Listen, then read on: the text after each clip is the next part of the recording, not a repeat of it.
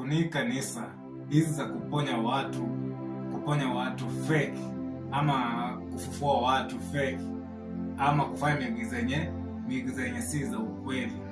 Ya kwanza ni kama ya Bishop Ori ama Professor Ori. Hiyo bado ni kanisa fake, haiponyangi watu. Wananuanga watu, wanakuja wanaweka kwa crusade, wanasema wameponya watu. Na kuna kama hii ya Mombasa ya Mavuno, hii ya Mavuno ya Ezekiel, bado ukifuatilia si kanisa yenye unaweza kuabudu tena hapo, kwa sababu Ezekiel alikuja na neno, anarudisha ndoa za kwanza. Wenye walimekosana mabibi zao wakarudisha ndoa za kwanza, watu wakajaa huko. Na kuja huko kwa watu walitaka uponyaji, na watu walitaka ndoa zao zirudi. Miujiza za huko tena si miujiza ya original, na si miujiza halali. Zile tu tena miujiza zile fake tu huko. Watu wamejificha kutapeli wengine na kujipatia kipato na kukua na mali mingi kwa hizi kanisa. Angalia kama hii kanisa ya Neno. Tena huko ni kama kijeshi. Huko kiingia ni kama jeshi. Kupigwa unaweza kupigwa.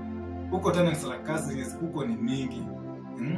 Hii kanisa hizi ukipimanisha na ukiona ni kanisa zenye zinapotesha watu. Ni kama saa hizi kanisa ni kama duka. Ni biashara zinaendelea huko. Angalia kama ya Kanyare. Hata ni mzuri sasa Kanyare anasema anataka kusimama MP. Na Kanyare utapata MP, tutakasana, watu watakupatia hapa Kasarani kwa MP. Kwa sababu gani? Hii kanisa yako imekuwa kama sarakasi huko ni mingi. Ni kama si kanisa, ni kanisa, ni kama kilabu, si kilabu. Kanisa yenye julikani mwelekeo yake inaenda wapi. Hata Kanyare sasa ukipewa MP na utapewa. Tunataka 2027 na utapita, tunajua utapita. Uachane na mambo ya kanisa, hasa uhudumie watu, kwa sababu Kanyare uzuri yake amekuwa mtu wa kusaidia.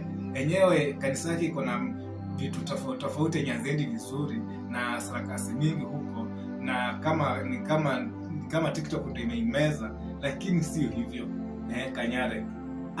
Kanyare ni mtu wa kusaidia, anatoa huku na anarudishia tena wananchi huku.